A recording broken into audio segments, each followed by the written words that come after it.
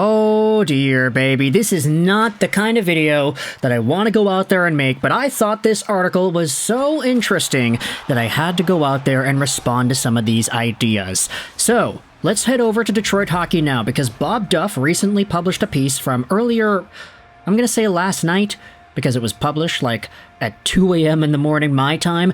Here it is, 5 reasons why the Detroit Red Wings could regress next season.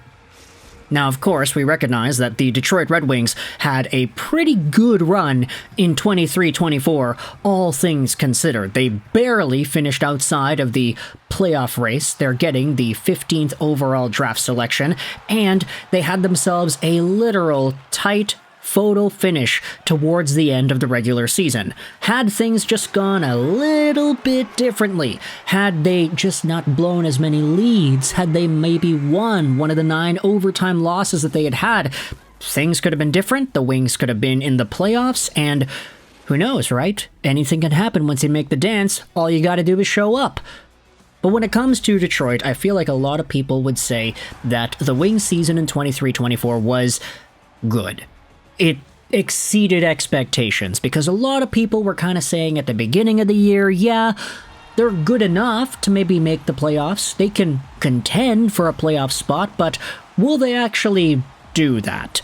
Will they put themselves in a position to actually be a part of the fray and continuously fight for that spot? Now, sure, it came with a lot of turmoil. The Wings had a lot of bad stretches in 23-24. No team in that gosh darn division was consistent enough to really lock it down, aside from, of course, the very top 2 teams. But ultimately, the Red Wings were one of these many Eastern teams that had such a difficult time stringing together consistent results, and it made for a very tight finish at the end. However, Bob Duff goes out there and debates whether or not there are reasons why the Wings could actually come back down. So, let's go out there and read this article and each of the 5 points that Duff replies with. Firstly, the Red Wings rookies may not be ready for prime time.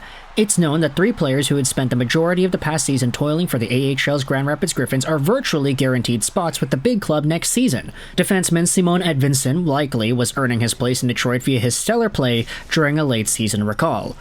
On the other hand, Jonathan Berggren and defenseman Albert Johansson are out of options and would need to clear NHL waivers to go back down to the Griffins. That isn't going to happen, so they'll almost certainly be staying in Detroit. If any or all 3 of them show growing pains or struggles with the transition to the show, things could go badly for the Wings.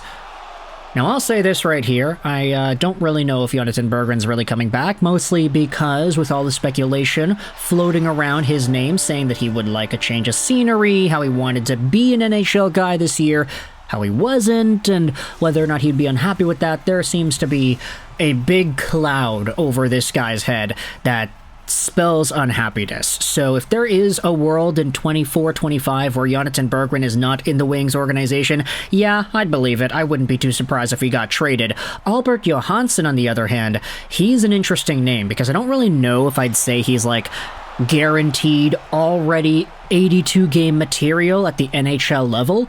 Like, I think if the Wings wanted to try to ease him into it, maybe play him every 2 games, not give him every single start, but allow him to watch from the press box once in a while as a younger call-up option, I think that'd be alright. It's just, if you wanted to force it, Albert Johansson is a guy that I think has developed steadily and properly over the past few years. Maybe it is time for him to break out into the NHL, who really knows? But the question is, will he be a good player at that point? For Simon Edvinsson, I'd say that it's pretty much guaranteed that he's going to get a spot and he's going to be alright at the very least. He was more than alright towards the end of the season this previous year, and I think it's not terribly unrealistic to expect some sort of a Moritz Seider-like explosion of usage in this season. Not, I'm going to say success, because Seider was a Calder-winning, multiple-point scoring defenseman on the power play. Simon Edvinsson doesn't need to be that in order to be considered a good player next year.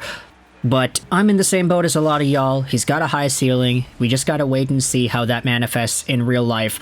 But whether or not it's 24-25 or some other year beyond that, he doesn't need to be an immediate number 1 caliber defenseman yet. Question is, though, with these 3 dudes, Berggren, Johansson, Edvinsson, will they have some growing pains? That's what Duff goes out there and talks about, and it's one of the points why, in his opinion, the Wings could regress next season. Let's read the others. Power play outage is number 2. One of the key elements in the Red Wings' uptick in the standings was that the team was icing a much more efficient and effective power play unit. Clicking at 23.1% with the man advantage, the Red Wings would rank 9th in the NHL. Just 5 teams potted more power play goals than the 63 netted by the Wings. 2 key elements to this improvement were defenseman Shane Gostisbehere and Patrick Kane. Gostisbehere led the team in power play points, and meanwhile, Patrick Kane, his innate ability to gain the zone, really got the power play rolling. Both players, though, are UFAs. If they sign elsewhere, how will their absence impact the potency of the Detroit power play? Yeah, that's a really good point. That's a very, very good point. Like, Patrick Kane, for as much as people like to harp on him because of his inability to play defense and how slow he is nowadays, this was a player that could gain the zone like crazy, he could create space like crazy, he could make great plays like crazy, and Shane Gostisbehere exhibited similar traits on the blue line. These two were awesome, and I think for a lot of Red Wings fans, the sentiment of them coming back is like a no-brainer if you wanted to talk about purely offense. Of course, there are extra money things to consider, whether or not they could get paid more elsewhere, but the Wings' power play was very good this season, and those two guys were a part of it. If they leave, how well are the power plays going to go this upcoming season? While I do want to believe that Alex DeBrincat can carry a unit himself, we just haven't really seen much of that this previous season. I mean, he had like 75% of his goals in the first month of the year, so the guy really did slow down towards the end, but still, he's talented enough to take matters into his own hands. Let's go over onto the third idea as to why the Wings could regress: erratic netminding. Yeah, no, we don't even need to read that. James Reimer, Lyon, Ville Husso, okay trio this season, but to varying degrees. Of course, Alex Lyon was good for the majority of the games that he had played. I'd say that Lyon did have a few stinkers in there, but James Reimer, Ville Husso, oh boy. Ay, talk about stinkers, eh? Ville Husso was so bad this previous season, it's not even funny. I mean, of course, we don't want to say that guys that are playing poorly, we want them to stay playing poorly, for Ville Husso's sake and for everybody else's sake. Please, become better. But it's much easier to say than do, right? So, of course, goaltending needs to take a step up if the Wings want to improve this upcoming season. They need to really clamp that down if they want to even have a sniff of being better, because this prior year, goaltending was a pretty big weakness when Alex Lyon wasn't in net. So we'll see where exactly the Wings go in that respect. Let's go over on to thought number 4 as to how the Wings could regress.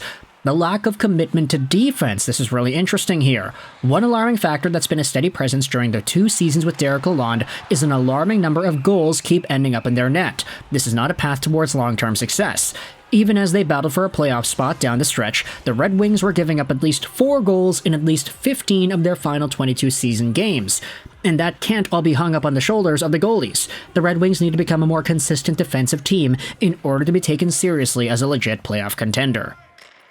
And look, I'll say this. When it comes to on-ice performance, yeah, you don't want to be giving up 4 goals every single time you go out there and play in an elimination game. But I will say, from an entertainment standpoint, you cannot tell me that those 5-4 wins over Montreal, those huge comebacks and crazy goal games, you cannot tell me that was not entertaining. It was some of the best, most fun hockey to go out there and watch towards the end of the year. Was it the most efficient and best played game? Probably not, but was it the most exciting? Oh, hell yeah. Goals, goals, goals, everybody. That is what we want to see when we watch this beautiful sport played on skate blades.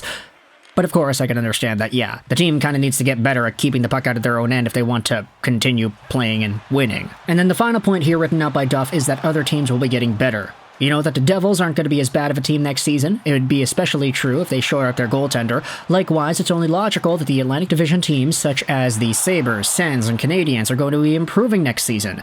If the Wings fall off even by a little bit, any or all of these teams might offer the potential to pass Detroit by. And while I don't necessarily agree nor disagree with that, it is an interesting idea, and it certainly isn't one that I think is a stupid take. Yeah, Ottawa has the potential to get better, but are they really going to do that?